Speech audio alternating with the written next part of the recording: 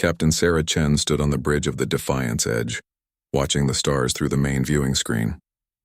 The ship moved slowly through space, following its patrol route along the outer edge of human territory. This was her third year as captain of the patrol vessel, and most days were quiet like this one. The Defiance Edge was not the biggest warship in the human fleet. It was built for patrol work, not major battles. The ship carried 200 crew members and had enough weapons to handle pirates or small threats. Chen liked her ship and her crew. They worked well together and kept the trade routes safe for merchant ships. "Captain, we're getting some strange readings on long-range sensors," said Lieutenant Torres from his station. He was young but good at his job. Chen trusted him to spot anything unusual. Chen walked over to look at the sensor display. "What kind of readings?" "Multiple ships, Captain, big ones. They're still far away, but they're heading in our direction." Torres adjusted his controls and the display became clearer. "I count 12 vessels. Maybe more." The captain studied the data. The ships were large, much larger than the Defiance Edge.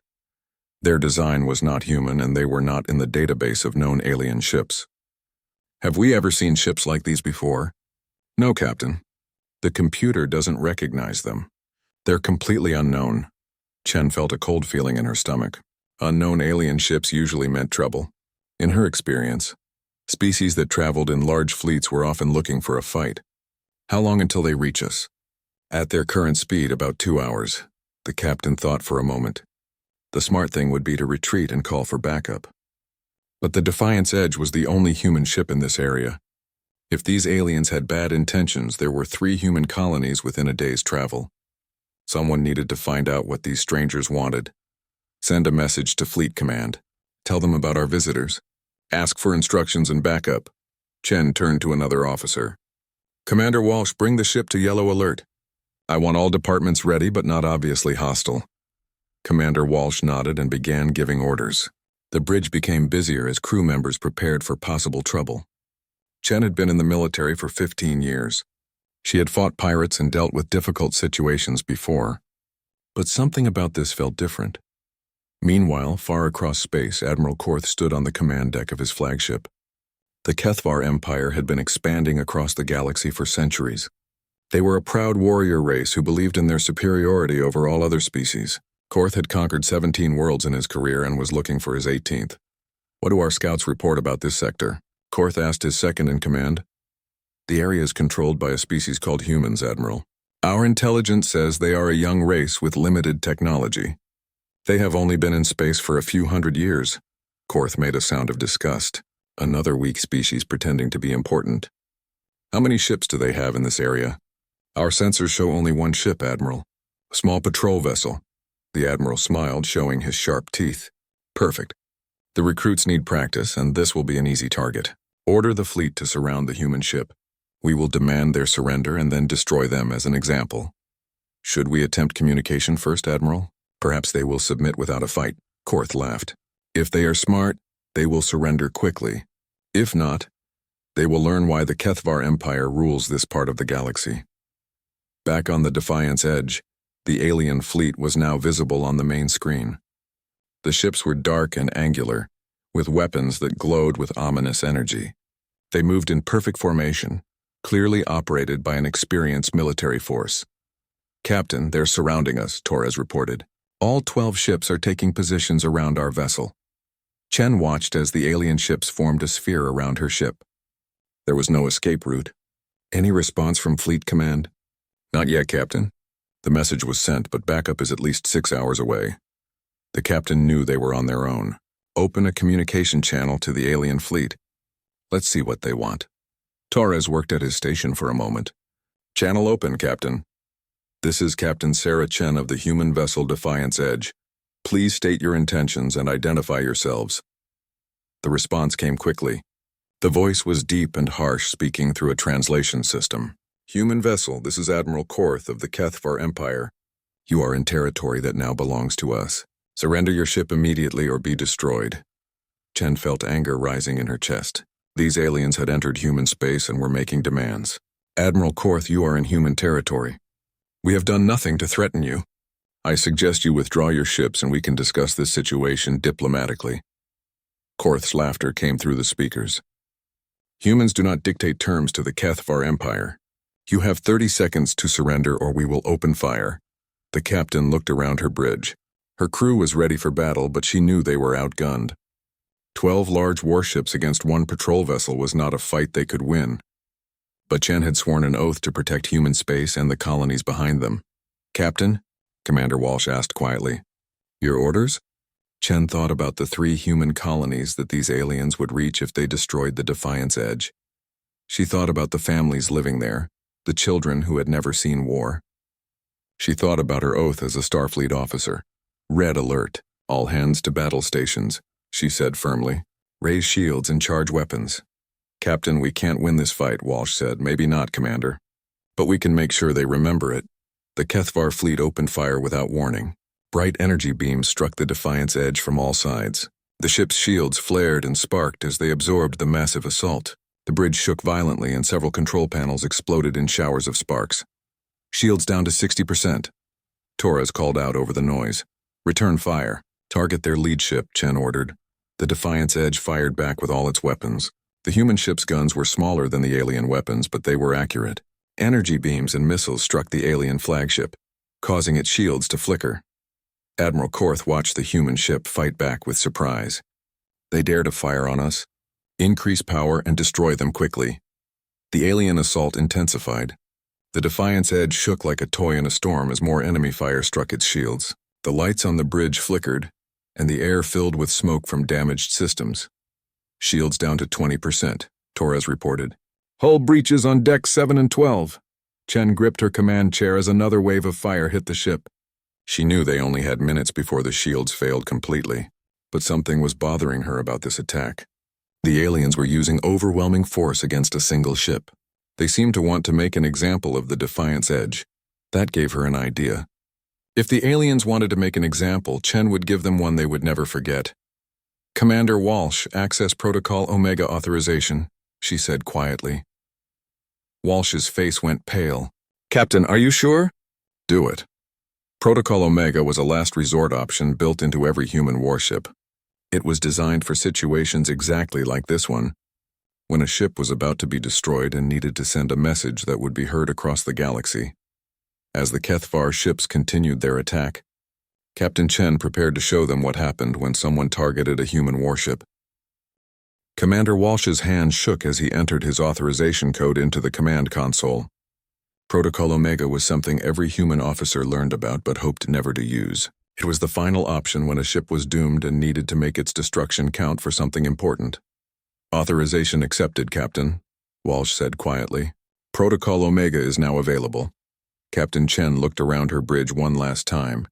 Her crew was working frantically to keep the ship running as alien fire continued to pound their failing shields. These people had trusted her with their lives, and now she was about to make a decision that would end all of them.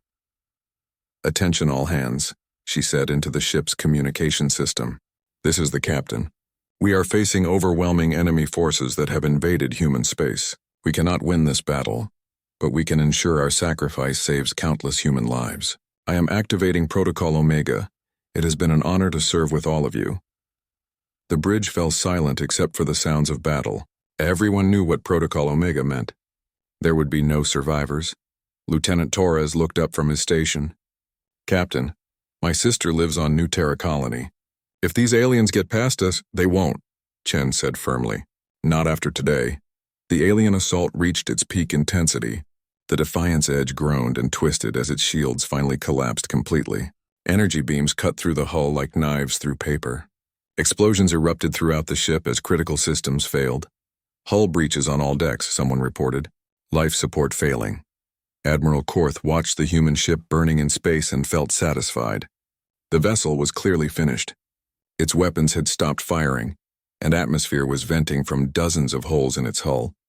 The humans had fought bravely for such a weak species, but the outcome had never been in doubt. "Cease fire," Korth ordered. "The human ship is destroyed. Scan for survivors so we can question them about their military capabilities." His tactical officer studied the sensor readings. "Admiral, there's something strange."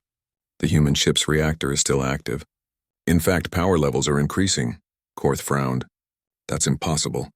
Their ship is crippled. Why would they be increasing reactor power?" On the dying bridge of the Defiance Edge, Captain Chen worked at her command station despite the smoke and sparks flying around her. Half her crew was dead or unconscious, but those who remained stayed at their posts. They all understood what needed to be done. Reactor output at 120%, Chief Engineer Martinez reported from engineering. His voice came through the damaged communication system. Containment fields are holding, but not for long. Chen activated the Protocol Omega sequence.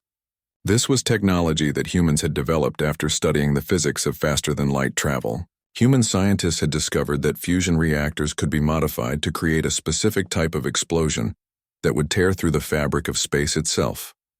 All stations, confirm Protocol Omega activation, Chen ordered. One by one, her remaining officers confirmed their readiness. Engineering reported that the reactor modifications were complete. Weapons confirmed that the targeting system was locked onto the enemy fleet. Navigation reported that the ship's final course was set. Captain, Torres said, blood running down his face from a head wound. Sensors show the aliens have stopped firing. They think we're finished, Chen smiled grimly. They're about to learn something about humans. We don't surrender and we don't die quietly. The HFY ships had indeed stopped shooting and were moving closer to examine their victory. Admiral Korth wanted to board the human vessel and see what technology these people possessed. It would be useful intelligence for conquering the rest of human space. Admiral, the human ship's energy signature is changing, the tactical officer reported with growing concern. Reactor output is now at 150%. That should be impossible. Korth studied the readings himself. The human ship should have exploded already with that much reactor activity. What were these aliens doing? Move the fleet away from the human vessel, he ordered. Something is wrong, but it was too late. On the Defiance edge, Captain Chen placed her hand on the final activation control. The ship's computer had calculated the perfect moment for maximum effect. The alien ships were close together and confident in their victory. For humanity, Chen whispered, and pressed the button. The Defiance edge exploded, but not in the way anyone expected. The ship's fusion reactors had been modified to create a cascade reaction that fed back through subspace itself. Instead of a normal explosion, the dying vessel created a tear in the very fabric of reality. The quantum shockwave that erupted from the human ship moved faster than light itself. It struck the HFY fleet before they could react or retreat. The wave of twisted spacetime didn't just destroy the alien vessels, it completely unmade them. Matter was torn apart at the subatomic level and scattered across multiple dimensions. Admiral Korth had just enough time to realize what was happening before his flagship was caught in the expanding wave of destruction. His last thought was wonder at what kind of species would build such a weapon into their own ships. The explosion was visible from 3 star systems away. The quantum shockwave created aurora effects on planets hundreds of light years distant. Space itself rippled like water in a pond, and every sensor in the region detected the massive energy release. On the planet New Terra, colonists looked up at the night sky and saw new stars burning where none had been before. They didn't know that Captain Sarah Chen and her crew had just saved their lives. The destruction of the HFY fleet was complete. Where 12 powerful warships had been floating in space, there was now only twisted metal and energy patterns that hurt to look at. The quantum explosion had been so intense that it left a permanent scar in spacetime itself. But the real importance of what happened would not be felt for hours yet. The quantum shockwave that destroyed the alien fleet also carried information. Every civilization with advanced sensors would detect the explosion and analyze what had caused it. They would learn that humans had built weapons that could tear holes in reality itself. More importantly, they would realize that humans were willing to use those weapons. The message was clear: attack humanity, and the price would be higher than anyone could imagine. 3 hours after the battle, human reinforcement ships arrived at the location where the Defiance Edge had made its final stand. They found only debris fields and energy readings that their instruments could barely measure. The quantum explosion had been so powerful that it would take their best scientists months to understand what had happened. Captain Rodriguez of the heavy cruiser, Vengeance, studied the sensor data with growing amazement. What kind of weapon could do this? His science officer shook her head. It wasn't a weapon, Captain. It was Protocol Omega. The Defiance Edge converted its own reactor into a quantum bomb. Rodriguez felt a chill run down his spine. He had heard about Protocol Omega in classified briefings, but Seeing the aftermath was something else entirely. An entire enemy fleet had been erased from existence by a single patrol ship. "Send a message to Fleet Command," he ordered. "Tell them that Captain Chen and her crew completed their mission. And tell them the galaxy just learned something new about humanity." The message that went out that day would change everything. Within hours, every major power in the galaxy would know that humans were not the weak species many had assumed. They were something far more dangerous. A people who would rather destroy themselves than accept defeat. The Kethvar Empire would never recover from the loss of their fleet. But more importantly, the destruction of the Defiance Edge would make every alien civilization think twice before threatening human space. Captain Chen's sacrifice had done more than save 3 colonies. It had announced to the galaxy that humanity was no longer a minor power to be ignored or bullied. They were a force that demanded respect. Admiral Jessica Martinez stood in the war room at Terra Fleet Command, staring at the holographic display that showed the quantum explosion site.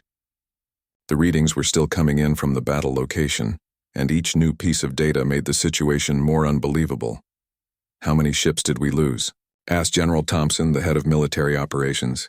"1 patrol vessel." "The Defiance Edge with all hands," Martinez replied. 200 crew members. "And the enemy fleet?" "Completely destroyed. 12 large warships, estimated crew of 15,000 aliens. The quantum explosion erased them from existence." The room fell silent. Everyone present understood the significance of what had happened. A single human patrol ship had not just defeated a superior enemy force, it had sent a message that would echo across the galaxy. "What do we know about these Kethvar?" Thompson asked. Intelligence Officer Colonel Hayes stepped forward with a data pad. "They're a militaristic empire that has been expanding aggressively for the past 3 centuries. They've conquered dozens of worlds and enslaved multiple species. Our contacts in neutral space say they consider themselves the ultimate warrior race." "Considered," Martinez corrected. Past tense. The quantum explosion had done more than destroy ships. It had created ripple effects that every advanced civilization could detect. Within 6 hours of the battle, human monitoring stations were picking up increased communications traffic throughout known space. Everyone was talking about what had happened to the Kethvar fleet. "Admiral," Hayes continued, "we're receiving reports from our diplomatic posts. Every major power is asking questions about our military capabilities. Some are expressing concern about the quantum weapon technology." Martinez nodded. She had expected this reaction. "What about the Kethvar Empire itself?" "Their response has been interesting. They've recalled all their forward fleets and entered defensive positions. Intelligence suggests they're in complete shock. Losing an entire battle fleet to a single enemy ship is unprecedented in their history." General Thompson studied the tactical display. "They'll want revenge. This isn't over." "Maybe not," Martinez agreed, "but they'll think very carefully before attacking us again." Captain Chen made sure of that. The discussion was interrupted by an aide who rushed into the room with an urgent message. "Admiral, we're receiving priority communications from multiple alien governments. The Andromedan Council, the Centauri Republic, the Vegan Trade Union, and 6 others. They all want to discuss diplomatic relations." Martinez raised an eyebrow. Most of these civilizations had ignored human diplomatic overtures for decades. "All of them today?" "Yes, Admiral. They're requesting immediate meetings with our ambassadors." The Admiral and General exchanged looks. The political implications were becoming clear. The destruction of the Kethvar fleet had not just been a military victory, it had completely changed how other species viewed humanity. Meanwhile, in the Kethvar home system, Supreme Commander Thakron paced in his command center like a caged animal. The reports from the battle site made no sense. An entire fleet destroyed by a single small ship. It was impossible, yet the evidence was undeniable. "What do our scientists say about this quantum weapon?" he demanded. Chief Scientist Veltar looked terrified as he delivered his report. "Supreme Commander, our analysis suggests the humans modified their own fusion reactor to create a subspace cascade. The explosion didn't just destroy our ships, it damaged the fabric of space itself." "That's insane. No rational species would build such a weapon?" "That's what makes it so effective, Supreme Commander. The humans were willing to die to use it.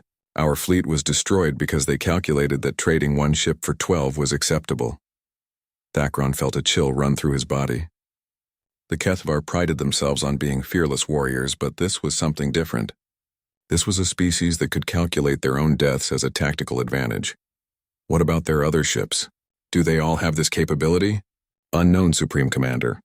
But given their tactical doctrine, we must assume yes. The Supreme Commander looked at the tactical display showing human space. What had seemed like an easy conquest now looked like a potential disaster. If every human ship could become a quantum bomb, any invasion would be impossibly costly. Back on Earth, President Chen received briefings about the rapidly changing situation. The quantum explosion had created a political earthquake that was still spreading across the galaxy. "Madam President," said Secretary of State Williams, "we're receiving unprecedented requests for diplomatic meetings. Species that have never acknowledged our existence want to establish formal relations. What about trade agreements? The Centauri Republic is offering us access to their rare metal markets. The Vegan Trade Union wants to discuss technology exchanges. 3 separate civilizations have proposed military cooperation treaties." President Chen understood what was happening. Fear was a powerful motivator in galactic politics. Other species didn't want to end up like the Kethvar fleet. What about the humanitarian concerns? "Some of these civilizations have questioned our quantum weapons," Defense Secretary Admiral Park spoke up. "Madam President, I think we need to be very careful about how we respond to those questions. If we appear too eager to discuss our capabilities, it might encourage someone to test us." The President nodded. The quantum explosion had given humanity a reputation as a dangerous species. That reputation could be useful, but it also carried risks. 3 days after the battle, the first major diplomatic meeting took place. Ambassador Harrison sat across from his Andromedan counterpart in the neutral station at Alpha Centauri. The Andromedans had previously treated humans as a minor species barely worth noticing. "Ambassador Harrison," the Andromedan diplomat said carefully, "the Andromedan Council wishes to express our concern about the recent military action in Sector 7. Harrison maintained a neutral expression. "We appreciate the Andromedan Council's interest. The human vessel that was destroyed was conducting routine patrols in our territory when it was attacked without provocation. Yes, we understand. However, the weapon used in response was extreme. Captain Chen used the tools available to her to defend human space. The quantum explosion was a defensive measure against a superior enemy force." The Andromedan diplomat shifted uncomfortably. "We want to assure humanity that the Andromedan Council has no territorial disputes with your people. We value peace between our civilizations." Harrison smiled slightly. 6 months ago, the Andromedans had refused to even acknowledge human territorial claims. Now they were eager to establish peaceful relations. "The human government also values peace," Harrison replied. "We hope all civilizations will respect our territorial sovereignty as we respect theirs." Similar conversations were taking place across the galaxy. Species that had ignored humanity were suddenly very interested in avoiding conflicts. The message of the quantum explosion was simple. Humans were dangerous when cornered. But the most important conversation happened in the Kethvar Empire itself. Emperor Vashtak sat in his throne room, receiving reports about the changing galactic situation. His empire's expansion had been stopped cold by a single human ship. "My emperor," his advisor said nervously, "our allies are questioning our strength. 3 client species have refused to provide troops for future campaigns. And our enemies? They're becoming bolder. The Resistance Coalition is openly mocking our defeat. They're calling it proof that the Kethvar Empire can be beaten." Emperor Vashtak felt rage building in his chest. The humans had not just destroyed a fleet, they had damaged his empire's reputation as invincible warriors. Other species no longer feared the Kethvar as they once had. "Summon the War Council," he ordered. "We will not let this insult stand." But even as he spoke, the Emperor knew that revenge against humanity would be costly. The humans had shown they were willing to die fighting, and their quantum weapons made any invasion dangerous. The Kethvar Empire would have to think carefully about their next move. The quantum explosion had lasted only seconds, but its effects were spreading across the galaxy like ripples in a pond. Humanity had announced itself as a major power through the sacrifice of Captain Chen and her crew. The question now was whether other species would accept this new reality or try to challenge it. In the depths of space, automated monitoring stations detected the approach of new fleets. Some were coming to negotiate with humanity. Others were coming to test whether the destruction of the Kethvar fleet had been luck or a sign of something more dangerous. The galaxy was about to find out what happened when humans went to war. 3 weeks after the destruction of the Defiance Edge, Emperor Vashitok made his decision. The human response to his fleet's attack had humiliated the Kethvar Empire across the galaxy. Former allies questioned their strength and enemies grew bolder each day. The only way to restore their reputation was to prove that the quantum explosion had been a desperate trick that could not be repeated. "Launch the Grand Fleet," he commanded from his throne room. "I want 500 ships to converge on the human border. We will show the galaxy that the Kethvar Empire does not retreat from inferior species." His military advisors looked uncomfortable. General Mordak, his most experienced commander, spoke carefully. "My Emperor, 500 ships is our entire reserve fleet. If we lose them, we will not lose them," Vashitok snarled. "The humans got lucky once. They destroyed one fleet with a suicide attack. They cannot do that against 500 ships spread across multiple systems." What the Emperor didn't know was that human intelligence had been monitoring Kethvar communications since the first battle. Captain Torres, who had survived the destruction of his ship through a shuttle evacuation, now worked for fleet intelligence. His experience with the Kethvar had made him an expert on their tactics. "Admiral Martinez," Torres reported, "Kethvar fleet movements suggest a massive offensive is being prepared. Our sensors show ships gathering from across their empire." Admiral Martinez studied the intelligence reports in her office at Fleet Command. The quantum explosion had bought humanity time, but it had also painted a target on their backs. Other aggressive species were watching to see if humans could repeat their success. "How many ships are they gathering?" "Estimates range from 400 to 600 vessels, Admiral. It's the largest fleet movement in Kethvar history." Martinez felt a cold weight in her stomach. The Defiance Edge had destroyed 12 ships at the cost of its own destruction. Even if every human ship could achieve the same ratio, they didn't have enough vessels to stop a fleet that size using quantum explosions alone. "Contact President Chen," she ordered. "Tell her we need to activate the Terran Defense Protocol."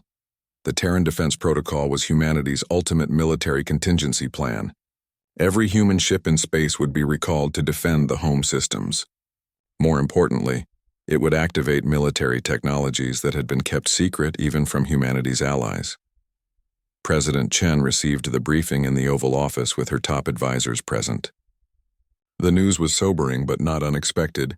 The quantum explosion had been a warning shot, but it had also been a challenge. The Kethvar Empire couldn't ignore such a public defeat. "How long do we have?" she asked. "Intelligence estimates 3 weeks before their fleet reaches our borders," Admiral Martinez replied via secure communication. "Maybe 4 if they're cautious about our defensive capabilities." Defense Secretary Admiral Park leaned forward. "Madam President, this is exactly the scenario we prepared for. The Aurora project has been waiting for operational authorization." President Chen nodded slowly. The Aurora project was humanity's most classified military program. It had been developed in secret over the past 5 years, using technology derived from studying the quantum explosion effects. If the Kethvar wanted to test human resolve, they would get more than they bargained for. "Authorize Aurora deployment," she said quietly, "and may God help us all." Across human space, ships that had been disguised as cargo vessels suddenly revealed their true purpose. The Aurora project had created a network of hidden military stations positioned throughout human territory. Each station contained weapons that made the quantum explosion look like a firecracker. Captain Rodriguez of the Vengeance received new orders that made him read twice to believe them. His ship was to rendezvous with 3 other heavy cruisers at coordinates that officially didn't exist. When he arrived, he found himself looking at a space station that appeared on no charts. "Welcome to Aurora Station 7, came the communication from the hidden base. "You are authorized for Project Prometheus briefing." Rodriguez had heard rumors about secret weapons projects, but seeing Aurora Station made those rumors real. The station bristled with technology he didn't recognize, and energy readings that hurt to look at directly. Dr. Sarah Kim, the project's lead scientist, met Rodriguez in the station's briefing room. "Captain, what you're about to see is classified beyond any security level you've encountered. The Prometheus system uses controlled quantum cascade reactions to create localized space-time distortions. In simple terms, Doctor, we can make enemy fleets disappear without destroying our own ships in the process. The Defiance Edge showed us that quantum explosions work, but they require sacrifice. Prometheus lets us create the same effects at a distance. Rodriguez felt his breath catch. How many of these stations exist? 57 positioned throughout human space. Each one can eliminate approximately 100 enemy vessels per activation. The captain did quick math in his head. If the Kethvar brought 500 ships, the Aurora stations could theoretically destroy them all. But he had learned not to trust theoretical solutions in actual combat. Meanwhile, the Kethvar Grand Fleet continued its advance toward human space. Emperor Vashtok had divided his forces into multiple attack groups to prevent the humans from concentrating their defenses. He was confident that even if they had more quantum bombs, they couldn't stop all of his fleets. Report on human defensive preparations, he commanded from his flagship. Minimal activity, my Emperor, his intelligence officer replied. They've recalled some ships to their core systems, but overall fleet strength appears unchanged. We detect no new construction or obvious military buildup. Vashtok smiled, showing his predator teeth. They're afraid. They know they cannot repeat their desperate trick against our full might. But the Emperor's confidence was misplaced. Human preparations were happening in ways his sensors couldn't detect. The Aurora stations operated using technology that existed partially outside normal spacetime, making them invisible to conventional scanning methods. Admiral Martinez coordinated the defense from her command center deep beneath Earth's surface. Holographic displays showed the approaching Kethvar fleets and the positions of hidden Aurora stations. Each station was manned by volunteers who understood they might not survive what was coming. Prometheus stations report ready status, her communications officer announced. All 57 installations are operational and awaiting activation codes. Martinez looked at the tactical display one more time. The Kethvar fleets would enter human space in 18 hours. When they did, they would discover that humanity had learned more than just quantum explosion technology from the Defiance Edge sacrifice. Send activation codes to all stations, she ordered, and broadcast Captain Chen's message on all frequencies. The message that went out across human space was simple but powerful. It was Captain Chen's last words from the Defiance Edge, recorded before she activated Protocol Omega. We don't surrender, and we don't die quietly. Every human ship, station, and colony heard those words. They understood that the coming battle would determine whether humanity remained free or became another conquered species in the Kethvar Empire. On Aurora Station 7, Captain Rodriguez watched his crew prepare for battle with grim determination. They all knew the odds were against them, but they also knew what failure would mean. The quantum explosion had announced humanity's presence to the galaxy. Now they had to prove that presence was more than just a desperate gesture. Captain, his weapons officer, reported. Prometheus systems are charged and ready. We have target locks on incoming Kethvar formations. Rodriguez nodded. Remember, people, we only get one shot at this. Make it count. The Kethvar Grand Fleet crossed into human space exactly 18 hours later. Emperor Vashtok stood on his command bridge, watching the stars that would soon belong to his empire. He had no idea that his fleet was flying into the most sophisticated trap in galactic history. Begin the attack, he commanded. Show these humans the price of defying the Kethvar Empire. As his ships accelerated toward the first human colonies, hidden sensors tracked their every movement. The Aurora stations calculated targeting solutions and prepared to demonstrate that the destruction of the Defiance Edge had been just the beginning of humanity's response to alien aggression. The galaxy was about to witness what happened when humans had time to prepare for war. The Kethvar Grand Fleet entered human space like a storm of metal and energy. 500 warships spread across 12 different attack routes, each group confident in their superiority. Emperor Vashtok had planned this invasion for weeks, convinced that overwhelming numbers would succeed where his first fleet had failed. Target the nearest human colony, he commanded from his flagship. We will show them that their quantum trick cannot save entire worlds. What the Emperor didn't know was that every ship in his fleet was being tracked by sensors he couldn't detect. The Aurora stations had been monitoring the invasion force since it crossed the border, calculating exact positions and movement patterns. On Aurora Station 7, Captain Rodriguez watched the tactical display with steady nerves. His station was responsible for eliminating the largest Kethvar attack group, 80 ships heading directly for the colony world of New Terra, the same world that Captain Chen had died to protect. All stations report ready, his communications officer announced. We have authorization to begin, Prometheus, Activation. Rodriguez thought about the 200 crew, members who had died on the Defiance Edge. Their sacrifice had bought humanity time to prepare this response. Now it was time to honor their memory. Activate Prometheus, he ordered. Across human space, 57 Aurora stations began the most complex military operation in galactic history. Each station used controlled quantum cascade reactions to create localized distortions in space-time itself. Unlike the desperate explosion that destroyed the Defiance Edge, these distortions were precise and surgical. The effect on the Kethvar fleet was devastating. Ships that had been advancing in perfect formation simply vanished from existence, not destroyed by explosions or weapons fire, but erased from reality as if they had never been built. Entire squadrons disappeared in flashes of twisted light that left permanent scars in space-time. Emperor Vashitok watched in horror as his sensors showed impossible readings. 80 ships in the main attack group had simply stopped existing. 70 more ships in the second group vanished moments later. The tactical display that had shown a mighty fleet now showed scattered debris and energy patterns that hurt to look at. "What is happening?" he demanded. "Where are my ships?" His science officer stared at readings that made no sense. "My Emperor, the humans appear to have weaponized space-time itself. They're creating selective quantum distortions that target our vessels specifically. That's impossible. No species has that level of technology." But the evidence was undeniable. As Vashitok watched, another group of ships disappeared in a flash of distorted light. His grand fleet, the pride of the Kethvar Empire, was being systematically erased from existence. On Earth, Admiral Martinez coordinated the operation from her underground command center. Status reports came in from Aurora stations across human space as they eliminated the invading fleet piece by piece. Stations 7 through 15 report successful activation. Enemy Formation Alpha is eliminated. Stations 20 through 25 confirm target destruction. Formation Beta no longer exists. Stations 30 through 40 report complete success. Formation Gamma has been erased. In less than 30 minutes, the most powerful fleet in Kethvar history had been reduced to scattered survivors running for their lives. But Admiral Martinez wasn't finished.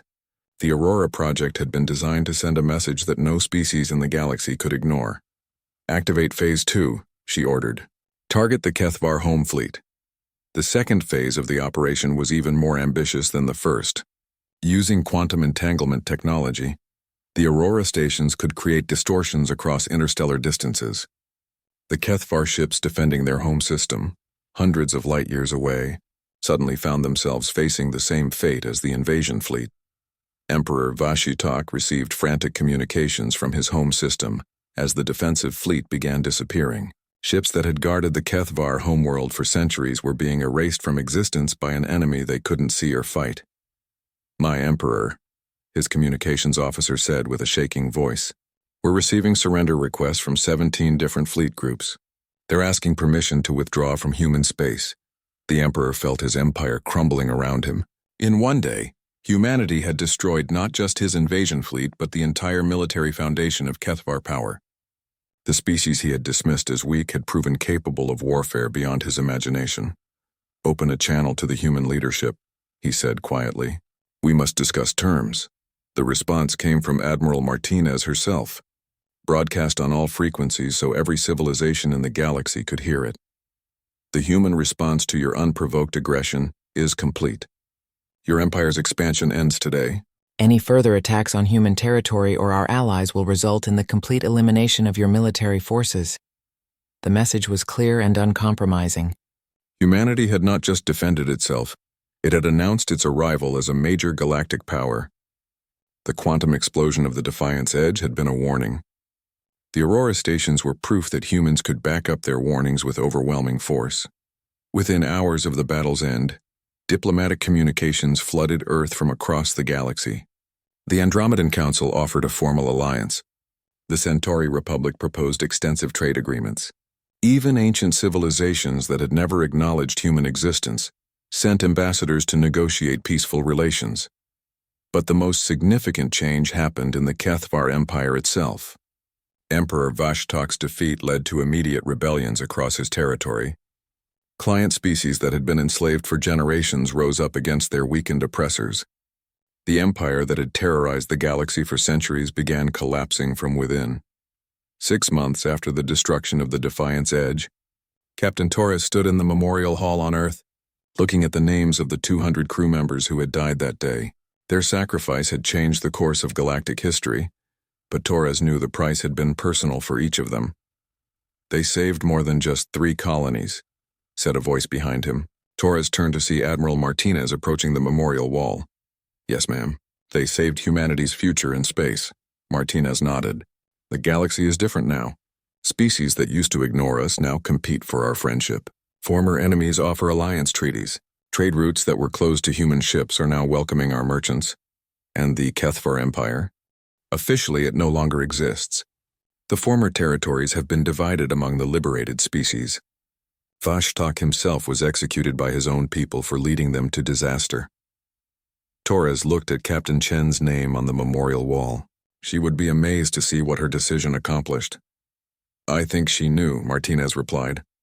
"When she activated Protocol Omega, she understood she wasn't just saving 3 colonies. She was announcing to the galaxy that humanity would not be conquered or enslaved." The memorial service that afternoon was attended by representatives from 43 different civilizations. Alien ambassadors who had once dismissed humans as a minor species now came to pay respects to the crew that had changed galactic politics forever. President Chen spoke at the ceremony, her words broadcast across known space. The crew of the Defiance Edge faced impossible odds and chose to fight rather than surrender. Their sacrifice reminds us that freedom is not free, and that sometimes the greatest victory comes from the willingness to pay the ultimate price. But the most moving moment came when the memorial was officially dedicated.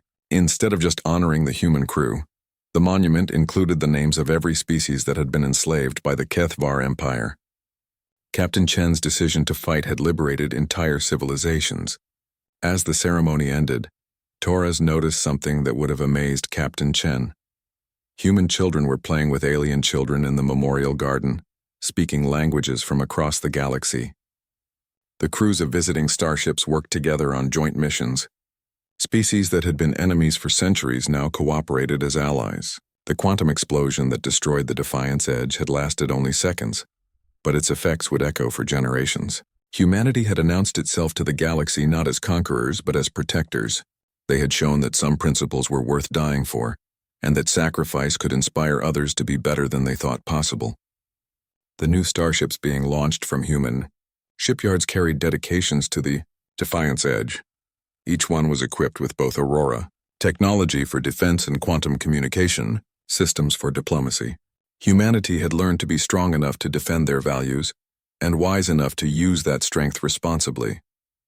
Captain Sarah Chen had made her choice in those final seconds aboard her dying ship.